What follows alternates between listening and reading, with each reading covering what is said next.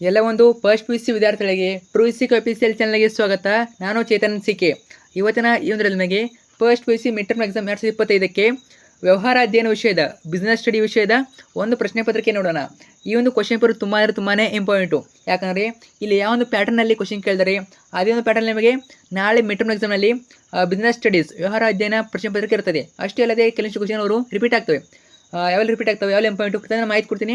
So ಕೊನೆವರೆಗೆ ತಪ್ಪದೆ ನೋಡಿ, 100% use ಆಗಿ ಆಗ್ತದೆ. ಸೊ ಪ್ರತಿಯೊಬ್ಬರು ನೋಡಲೇಬೇಕು, ಕೊನೆವರೆಗೆ ತಪ್ಪದೆ ನೋಡಿ, ನಿಮಗೆ ಖಂಡಿತ ಯೂಸ್ ಆಗ್ತದೆ. ಸೊ ಬನ್ನಿ ಇವತ್ತಿನ ಈ ವಿಡಿಯೋನ ಶುರು ಮಾಡೋಣ. ಅದಕ್ಕೆ ಮುಂಚೆ ಯಾರೆಲ್ಲ ಫಸ್ಟ್ ಟೈಮ್ ಮಂಚ್ ನೋಡ್ತಾರ ಅಥವಾ ಚಾನಲ್ ನೋಡ್ತಾರೋ ಸಬ್ಸ್ಕ್ರೈಬ್ ಮಾಡ್ಕೊಂಡಿಲ್ಲ, ಮಿಸ್ ಮಾಡೋದಿಲ್ಲ, ಸಬ್ಸ್ಕ್ರೈಬ್ ಮಾಡ್ಕೊಳ್ಳಿ. ಯಾಕಂದ್ರೆ ಇದೇ ಇರ್ತೀವಿ ಮಿಡ್ ಟರ್ಮ್ ಎಕ್ಸಾಮ್ಗೆ ಪ್ರತಿಯೊಂದು ವಿಷಯ question paper, passing package, scoring package ಮತ್ತು ಫಿಕ್ಸ್ ಬರೋ ಪ್ರಶ್ನೆಗಳು ಯಾವ ಕ್ವಶನ್ ಬರ್ತಾವೆ ಆಗ್ತಿರ್ತೀವಿ. ಅವೆಲ್ಲ ಬೇಕು ಅಂದರೆ ತಪ್ಪದೆ ಚಾನಲ್ ಸಬ್ಸ್ಕ್ರೈಬ್ ಮಾಡ್ಕೊಳ್ಳಿ, ಕಡ್ಡಾಯವಾಗಿ ಮಾಡ್ಕೊಳ್ಳಿ. ನಿಮಗೆ 100% ಯೂಸ್ ಆಗಿ ಆಗ್ತದೆ. ಸೊ ಮಿಸ್ ಮಾಡ್ಕೊಂಡು ಹೋಗ್ಬೇಡಿ. ಮಾಡಿದ್ರ ಜೊತೆಗೆ ಲೈಕ್ ಮಾಡಿ, ಫ್ರೆಂಡ್ಸ್ ಶೇರ್ ಮಾಡಿ, ಖಂಡಿತ ಶೇರ್ ಮಾಡಿ, ಅವರು ಕೂಡ ಹೆಲ್ಪ್ ಮಾಡಿ. ಸೊ ಬನ್ನಿ ಇವತ್ತಿನ ಈ ವಿಡಿಯೋನ ಶುರು ಮಾಡೋಣ. ಮೊದಲಾಗಿ ವ್ಯವಹಾರ ಅಧ್ಯಯನ ಅಂಕಗಳು 84 ಎಕ್ಸಾಮ್ ಇರ್ತದೆ. ನೋಡ್ತಾ ಹೋಗೋಣ. ಭಾಗ ಎಲ್ಲಿ ವಿಭಾಗ ಎಲ್ಲಿ ನಿಮಗೆ 5 ಮಲ್ಟಿಪಲ್ ಇರ್ತವೆ. ಓಕೆ, 5 ಮಲ್ಟಿಪಲ್ ಇರ್ತವೆ. ಸೊ ನೋಡ್ತಾ ಹೋಗೋಣ ಕ್ವಶನ್ ಯಾವ ಇರ್ತವೆ ಅಂತ. ಪ್ರಶ್ನೆಗೆ ಒಂದು, ಕೆಳಗಿನ ಯಾವುದು ವ್ಯವಹಾರ ಚಟುವಟಿಕೆ ಲಕ್ಷಣವಲ್ಲ? ಯಾವುದು ಅಲ್ಲ? ಸರಕು ಮತ್ತು ಸೇವೆ ಉತ್ಪಾದನೆ, ಬಿ ನಷ್ಟ ಭಯ ಇರುವಿಕೆ, ಸಿ ಸರಕು ಮತ್ತು ಸೇವೆಗಳ ಮಾರಾಟ ಅಥವಾ ವಿನಿಮಯ, ಡಿ ಸಂಬಳ ಅಥವಾ ಕೂಲಿ. ಯಾವುದಾಗ್ತದೆ ಇಲ್ಲಿ? ಸೊ ಕಮೆಂಟ್ ಮಾಡಿ, ನಿಮಗೆ ಆನ್ಸರ್ ಗೊತ್ತಿರೋ ಕಮೆಂಟ್ ಮಾಡಿ. ಇನ್ನೂ ಕೂಡ ಆನ್ಸರ್ ರೆಡಿ ಮಾಡಿಲ್ಲ. ಸೊ ಆನ್ಸರ್ ರೆಡಿ ಮಾಡಿ ನಿಮಗೆ ಗ್ರೂಪಲ್ಲಿ ಹಾಕಿರ್ತೀವಿ. ಸೊ ಜಾಯ್ನ್ ಆಗಿ ವಾಟ್ಸಪ್ ಚಾನಲ್ ಮತ್ತು ಟೆಲಿಗ್ರಾಮ್ ಗ್ರೂಪು ಕೆಳಗಡೆ ಇರ್ತದೆ, ಲಿಂಕ್ ಕೆಳಗಡೆ ಇರ್ತದೆ, ಅಲ್ಲೇ ಜಾಯ್ನ್ ಆಗಿ. ಸೊ ಅಲ್ಲಿ PDF ಹಾಕಿರ್ತೀವಿ, ಕ್ವಶನ್ ಪೇಪರ್ ಆನ್ಸರ್ PDF ಹಾಕ್ತೀವಿ. ಸೊ ಜಾಯ್ನ್ ಆಗಿಬಿಟ್ಟು ನೋಡ್ಕೊಳ್ಳಿ. ಸೊ ಪ್ರಶ್ನೆ 2, ನಿಮಗೆ ಆನ್ಸರ್ ಗೊತ್ತಿದ್ರೆ ಕಮೆಂಟ್ ಮಾಡಿ. ಆನ್ಸರ್ ಗೊತ್ತಿದ್ದರೆ ಕಮೆಂಟ್ ಮಾಡಿ, ನೋಡೋಣ. ಕಮೆಂಟ್ ಮಾಡಿ. ಪ್ರಶ್ನೆ 2, ಅವಿಭಕ್ತ ಹಿಂದೂ ಕುಟುಂಬ ವ್ಯವಹಾರ ಸಂಸ್ಥೆಯ ಮುಖ್ಯಸ್ಥನನ್ನು ಹೇಗೆಂದು ಕರೆಯುತ್ತಾರೆ? ಎಂದು ಕರೀತಾರೆ? ಮಾಲೀಕನ, ನಿರ್ದೇಶಕನ, ಕರ್ತನ, ವ್ಯವಸ್ಥಾಪಕನ. ಪ್ರಶ್ನೆಗೆ 3, ಯಾವುದೇ ಕಂಪನಿಯ ಸರ್ಕಾರಿ ಕಂಪನಿಯಾಗಬೇಕಾದರೆ ಸರ್ಕಾರ ಹೊಂದಿರಬೇಕಾದ ಕಡಿಮೆ ಇಲ್ಲದಷ್ಟು ಪ್ರಮಾಣದ ಪಾವತಿಯಾದ ಬಂಡವಾಳ ಎಷ್ಟು? ನೋಡ್ಕೊಳ್ಳಿ. ಇನ್ನು ಪ್ರಶ್ನೆಗೆ 4, ಡ್ಯಾಶ್ DTH ಸೇವೆಯನ್ನು ಒದಗಿಸುತ್ತದೆ. ಪ್ರಶ್ನೆಗೆ 5, ಅನನ್ಯ ಮತ್ತು ಸುರಕ್ಷಿತವಾದ ಪಿನ್ ಮೂಲಕ ಮರುಪಾವತಿ, ನಗದು ಠೇವಣಿ, ನಿಧಿ ವರ್ಗಾವಣೆ, ಅಕೌಂಟ್ ಸ್ಟೇಟ್ಮೆಂಟ್ ಮತ್ತು ಕ್ಲೋಸಿಂಗ್ ಬ್ಯಾಲೆನ್ಸ್ ಇತ್ಯಾದಿ ಸೌಲಭ್ಯಗಳನ್ನು ಗ್ರಾಹಕರಿಗೆ ಒದಗಿಸುವ ಸ್ವಯಂ ಸೇವಾ ಟರ್ಮಿನಲನ್ನು ಡ್ಯಾಶ್ ಎಂದು ಕರೆಯುತ್ತಾರೆ. ಏನದು? ಸೊ ಯಾವುದಾಗ್ತದೆ? EFTನ, ATMನ, EDIನ, POSನ. ನೋಡ್ಕೊಳ್ಳಿ. ಇನ್ನು 2ನೇ ಮೇಲೆ ನಿಮಗೆ ಬಿಟ್ಟ ಸ್ಥಳ ಇರ್ತವೆ. ಸೊ ಬಿಟ್ಟ ಸ್ಥಳ ಇರ್ತವೆ. ಸೊ ಡೋಂಟ್ ವರಿ, ಇವಾಗ ಆನ್ಸರ್ ಕೊಡೋದಿಲ್ಲ ನಾನು. ಇನ್ನು ನಿಮಗೆ ವ್ಯವಹಾರ ಅಧ್ಯಯನ ಮೇಲೆ ಇನ್ನೂ 1 ಅಥವಾ 2 ಪ್ರಶ್ನೆ ಬರ್ತವೆ. ಅರ್ಥ ಆಯ್ತಾ? ಅಲ್ಲಿ ನಿಮಗೆ ಕ್ವಶನ್ ವಿತ್ ಆನ್ಸರ್ ಕೊಡ್ತೀನಿ. ಇವಾಗ ಇದಷ್ಟು ಪ್ಯಾಟರ್ನ್ ನೋಡ್ಕೊಳ್ಳಿ, ಪ್ಯಾಟರ್ನ್ ಪ್ಲಸ್ ಕ್ವಶನ್ ನೋಡ್ಕೊಳ್ಳಿ. ಸೊ ಅಷ್ಟು ಮೇಲೆ ನಿಮಗೆ ಆನ್ಸರ್ ಬೇಕು ಅಂದರೆ ಆನ್ಸರ್ ರೆಡಿ ಮಾಡಿದ ಮೇಲೆ ಗ್ರೂಪಲ್ಲಿ ಹಾಕಿರ್ತೀವಿ. ಸೊ ಅಲ್ಲಿ ನೀವು ಆನ್ಸರ್ ನೋಡ್ಕೋಬೋದು, ಗ್ರೂಪಲ್ಲಿ ಹಾಕಿರ್ತೀವಿ. ಓಕೆ, ನಿಮಗೆ ಆನ್ಸರ್ ಗೊತ್ತಿರೋ ಕಮೆಂಟ್ ಕೂಡ ಮಾಡ್ಬೋದು. ಅರ್ಥ ಆಯ್ತಾ? ಹೆಲ್ಪ್ ಆಗ್ತದೆ, ಎಲ್ಲರೂ ಕೂಡ ಕಮೆಂಟ್ ಮಾಡಿ. ಇನ್ನು 5 ಮಾರ್ಕ್ಸು ಬಿಟ್ಟ ಸ್ಥಳ ಇರ್ತವೆ. ಪ್ರಶ್ನೆಗೆ 6 ಎಲ್ಲ ಈಸಿ ಕ್ವಶನ್ಸು ಬ್ರಾಕೆಟಲ್ಲಿ ಕೊಟ್ಟಿರ್ತಾರೆ, ಎಲ್ಲರೂ ಕೂಡ ಆನ್ಸರ್ ಮಾಡ್ಬೋದು ಅನ್ಕೋತೀನಿ. 6ನೇ ಕ್ವಶನ್ನು, ಸಹಕಾರ ಸಂಘಗಳಲ್ಲಿ ಸಾಮಾನ್ಯವಾಗಿ ಪಾಲಿಸುವ ನಿಯಮ ಡ್ಯಾಶ್ ಆಗಿದೆ. ಯಾವುದದು ನಿಯಮ? ನೋಡ್ಕೊಳ್ಳಿ, ಬ್ರಾಕೆಟಲ್ಲಿ ನೋಡ್ಕೊಳ್ಳಿ. ನಾನು ಹೇಳೋದಿಲ್ಲ, ಆನ್ಸರ್ ಆದರೆ ನಿಮಗೆ ಗ್ರೂಪಲ್ಲಿ ಹಾಕಿರ್ತೀನಿ. ಓಕೆ, ಜಸ್ಟ್ ನಾನು ಕ್ವಶನ್ ಹೇಳ್ತೀನಿ. ಪ್ರಶ್ನೆಗೆ 7, ರೋಗಗ್ರಸ್ತ ಸಾರ್ವಜನಿಕ ವಲಯದ ಉದ್ಯಮಿಗಳ ಪುನರ್ ನಿರ್ಮಾಣ ಕೈಗೊಳ್ಳೋರು ಡ್ಯಾಶ್ ಆಗಿದ್ದಾರೆ. ನಂತರ ಪ್ರಶ್ನೆಗೆ 8, ಡ್ಯಾಶ್ ಬ್ಯಾಂಕುಗಳ ಪ್ರಕಾರವಲ್ಲ. ಯಾವುದಲ್ಲ? ಪ್ರಶ್ನೆಗೆ 9, ಡ್ಯಾಶ್ ಸಮಾಜಕ್ಕೆ ಗರಿಷ್ಠ ಒಳಿತನ್ನು ಮಾಡಲು ಸಮರ್ಥವಾಗಿದೆ. ಪ್ರಶ್ನೆಗೆ 10, ಕಂಪನಿಯ ಹೆಸರನ್ನು ಅನುಮೋದಿಸಲು ಅರ್ಜಿಯನ್ನು ಕಂಪನಿಯ ಡ್ಯಾಶ್ಗೆ ಸಲ್ಲಿಸಲಾಗುತ್ತದೆ. ಸೊ ಎಲ್ಲ ಬ್ರಾಕೆಟಲ್ಲಿ ಆನ್ಸರ್ ಇವೆ. ಸೊ ಹೊಂದಿಸಿ ಬಿಟ್ಟು ಬರೀಬೇಕು ಅಥವಾ ಬಿಟ್ಟ ಸ್ಥಳನ ತುಂಬಿ ಬರೀಬೇಕು. ಅರ್ಥ ಆಯ್ತಾ? ನೋಡ್ಕೊಳ್ಳಿ. ಇನ್ನು 3rd ಮೇನಲ್ಲಿ ನಿಮಗೆ ಹೊಂದಿಸಿ ಬರೀ ಹೊಂದಿಸಿ ಬರೀರಿ. A to B ಮ್ಯಾಚ್ ಮಾಡಬೇಕು. ಓಕೆ, 5 ಮಾರ್ಕ್ಸ್ ಇರ್ತವೆ. ಸೊ ಇಲ್ಲಿ ನಿಮಗೆ ತುಂಬ ಈಸಿ ಕ್ವಶನ್ ಇರೋದಿಲ್ಲ, ಟಫ್ ಇರೋದಿಲ್ಲ, ಒಂದು ಮೀಡಿಯಂ ಕ್ವಶನ್ ಇರ್ತವೆ. ಸೊ ವ್ಯವಹಾರ ಅನ್ನೋದು ಏನಾಗ್ತದೆ? 1932 ಏನಾಗ್ತದೆ? ಭಾರತೀಯ ಜೀವ ವಿಮಾ ನಿಗಮ ಏನಾಗ್ತದೆ? ಸೆಲ್ಯೂರ್ ಕಂಪನಿ ಏನಾಗ್ತದೆ? ಪರಿಚಯ ಪತ್ರಿಕೆ ಏನಾಗ್ತದೆ? ನೋಡ್ಕೊಳ್ಳಿ. ಮುಂದೆ ಆನ್ಸರ್ ಇವೆ, ಬಿಯಲ್ಲಿ ಮ್ಯಾಚ್ ಮಾಡಿಬಿಟ್ಟು ಬರೀಬೇಕು, ಹೊಂದಿಸಿ ಬರೆಯಿರಿ. ನೆಕ್ಸ್ಟು ನಂತರ 4th ಮೇನಲ್ಲಿ ಕೆಳಗಿನ ಪ್ರಶ್ನೆಗಳಲ್ಲಿ ಪ್ರತಿಯೊಂದಕ್ಕೂ ಒಂದು ಪದ ಅಥವಾ ಒಂದು ವಾಕ್ಯದಲ್ಲಿ ಉತ್ತರಿಸಿ. ಸೊ 5 ಇರ್ತವೆ ಕ್ವಶನ್ನು. ಇದರಲ್ಲಿ ಯಾವ್ದು ಕ್ವಶನ್ ಕೇಳ್ತಾರೆ ನೋಡಿ, ವೆರಿ ಇಂಪಾರ್ಟೆಂಟು, ಅಬ್ಸರ್ವ್ ಮಾಡ್ತಾ ಹೋಗಿ. ಪ್ರತಿಯೊಂದು ಕ್ವಶನ್ ಇಂಪಾರ್ಟೆಂಟು. ಸೊ ನೋಡ್ತಾ ಹೋಗಿ. 12ನೇ ಪ್ರಶ್ನೆ, ಏಕವ್ಯಕ್ತಿ ಮಾಲೀಕತ್ವಕ್ಕೆ ಒಂದು ಉದಾಹರಣೆ ಕೊಡಿ. ಸೊ ಏಕವ್ಯಕ್ತಿ ಮಾಲೀಕತ್ವ ಕೇಳಿದ್ರೆ ಯಾವ್ದಾದ್ರು ಒಂದು ಕ್ವಶನ್ ಕೇಳಿಬಿಟ್ಟು ಅದಕ್ಕೆ ಉದಾಹರಣೆ ಕೇಳ್ತಾರೆ 1 ಮಾರ್ಕ್ಸಲ್ಲಿ. ನೋಡ್ಕೊಳ್ಳಿ, ಇಂಪಾರ್ಟೆಂಟು. ನಂತರ 13 ಕ್ವಶನು ಫಿಕ್ಸ್ ಇದ್ದೇ ಇರ್ತದೆ. ಏನು ವಿಸ್ತರಿಸಿ ಪ್ರಶ್ನೆ ಇರ್ತದೆ, ಒಂದು ವಿಸ್ತರಿಸಿ ಕೇಳ್ತಾರೆ.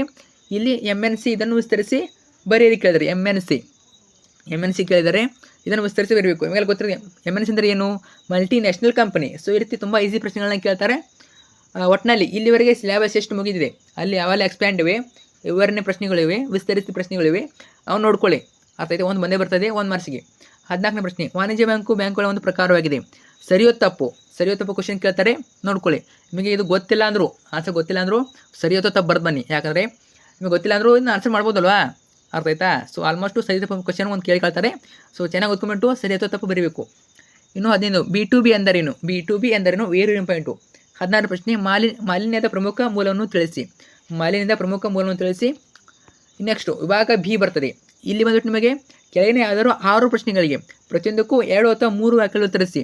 6 ಪ್ರಶ್ನೆ ಕೇಳಿದರೆ ಸೊ 10 ಪ್ರಶ್ನೆ ಇರ್ತವೆ. 10 ಪ್ರಶ್ನೆಯಲ್ಲಿ 6 ಪ್ರಶ್ನೆಗಳನ್ನ ಬರೀಬೇಕು. 10 ಪ್ರಶ್ನೆಯಲ್ಲಿ 6 ಪ್ರಶ್ನೆಗಳನ್ನ ಬರೀಬೇಕು. ಸೊ 2 ಅಂಕ ಪ್ರಶ್ನೆಗಳು, 2 ಅಂಕ ಪ್ರಶ್ನೆ 6 ಇರ್ತವೆ. ಟೋಟಲಾಗಿ 12 ಮಾರ್ಕ್ಸು. ನೋಡ್ತಾ ಕ್ವಶನ್ ಯಾವ್ದು ಕೇಳಿದಾರೆ ಅಂತ. 17 ಪ್ರಶ್ನೆ ವಾಣಿಜ್ಯ ಚಟುವಟಿಕೆಗಳ 2 ಪ್ರಕಾರಗಳನ್ನು ತಿಳಿಸಿ. ವಾಣಿಜ್ಯ ಚಟುವಟಿಕೆಗಳ 2 ಪ್ರಕಾರಗಳನ್ನು ತಿಳಿಸಿ. 18 ಪ್ರಶ್ನೆ ಪಾಲುದಾರಿಕೆಯನ್ನು ವ್ಯಾಖ್ಯಾನಿಸಿ ವೆರಿ ಇಂಪಾರ್ಟೆಂಟು. 19 ಸರ್ಕಾರಿ ಕಂಪನಿಗಳ ಯಾವುದಾದ್ರು 2 ಅನುಕೂಲತೆಗಳನ್ನು ತಿಳಿಸಿ. ನೋಡಿ ಅನುಕೂಲತೆಗಳು ವಿಧಗಳನ್ನ ಕೇಳ್ತಾರೆ. ಓಕೆ, ಅರ್ಥವನ್ನು ಕೇಳ್ತಾರೆ. ಸೊ ಈ ರೀತಿ ಕ್ವಶನ್ ಓದ್ಕೊಳ್ಳಿ. ಹೆಚ್ಚಾಗಿ ಇವನೇ ಕ್ವಶನ್ ಕೇಳ್ತಾರೆ. 20ನೇ ಪ್ರಶ್ನೆ ಶಾಸನಬದ್ಧ ನಿಗಮಗಳ ಅರ್ಥವನ್ನು ಕೊಡಿ. 21 ಸಾಂಪ್ರದಾಯಿಕ ವ್ಯವಹಾರ ಮತ್ತು ಇಂಟರ್ನೆಟ್ ಅಥವಾ ಈ ವ್ಯವಹಾರಗಳ ನಡುವೆ ಇರುವ ಯಾವುದೋ 2 ವ್ಯತ್ಯಾಸಗಳನ್ನು ತಿಳಿಸಿ. ಓಕೆ, ವ್ಯತ್ಯಾಸ ಕೇಳ್ತಾರೆ. 2 ಮಾರ್ಕ್ಸ್ ವ್ಯತ್ಯಾಸ ಕೂಡ ಕೇಳ್ತಾರೆ. 1-2 ವ್ಯತ್ಯಾಸವನ್ನು ಬರಬೇಕು. 22 ಕುಕೀಸ್ ಎಂಬುದರ ಅರ್ಥ ಕೊಡಿ. 23 ಪರಿಸರ ಮಾಲಿನ್ಯದ ಯಾವುದಾದ್ರು 2 ಕಾರಣಗಳನ್ನು ತಿಳಿಸಿ. 24 ವ್ಯವಹಾರದ ನೈತಿಕತೆ ಎಂದರೇನು. ಪ್ರಶ್ನೆ 25 ಕಂಪನಿಯ ನೋಂದಣಿಗೆ ಬೇಕಾಗುವ ಯಾವುದಾದ್ರು 2 ಪ್ರಮುಖ ದಾಖಲೆಗಳನ್ನು ತಿಳಿಸಿ. ಕೇಳ್ತಾರೆ, ಇಂಪಾರ್ಟೆಂಟು ನೋಡ್ಕೊಳ್ಳಿ. 26 ಕಂಪನಿಯ ಸ್ಥಾಪನೆಯಲ್ಲಿರುವ ಯಾವುದಾದ್ರು 2 ಹಂತಗಳು ಕೇಳ್ತಾರೆ, ಇಂಪಾರ್ಟೆಂಟು. ಸೊ 1-2 ಹಂತವನ್ನು ಬರೀಬೇಕು.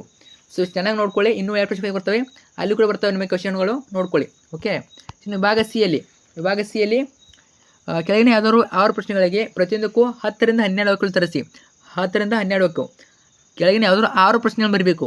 ಓಕೆ, 6 ಪ್ರಶ್ನೆಗಳು ಅಂದರೆ ಇವು ಬಂದ್ಬಿಟ್ಟು 4 ಅಂಕದ ಪ್ರಶ್ನೆಗಳು. ನಿಮಗೆ 4 ಅಂಕದ ಪ್ರಶ್ನೆಗಳು 6 ಇರ್ತವೆ. Total 24 marks. 4 marks questions. So ಇಲ್ಲಿ ಎಷ್ಟು ಬರಬೇಕು? 6 ಬರಬೇಕು. ಯಾವುದಾದ್ರು 6ನ್ನ ಬರಬೇಕು. ಚಾಯ್ಸ್ ಇರ್ತವೆ ನಿಮಗೆ, 10 ಆಪ್ಷನ್ ಇರ್ತವೆ.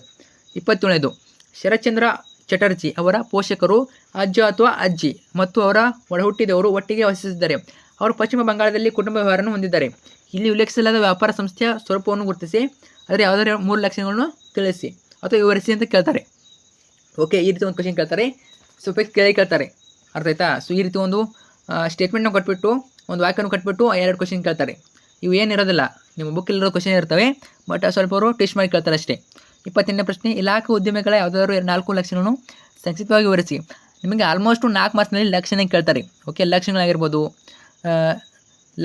ಹೆಚ್ಚಾಗಿ ಲಕ್ಷಣಗಳನ್ನು ಕೇಳ್ತಾರೆ. ಲಕ್ಷಣ ಆಗಿರ್ಬೋದು, ವಿಧಗಳನ್ನು ಕೇಳ್ತಾರೆ. ಸೊ ವಿವರಣೆ ಬಿಟ್ಟು ಬರಬೇಕು. ಸೊ ವಿವರಣೆ ತಲೆಕೆಡಿಸ್ಕೋಬೇಡಿ. ವಿವರಣೆ ಸೊ ನಿಮಗೆ ಯಾವ ರೀತಿ ಬರ್ತದೆ ವಿವರಣೆ ಅದೇ ರೀತಿ ಬರೀರಿ.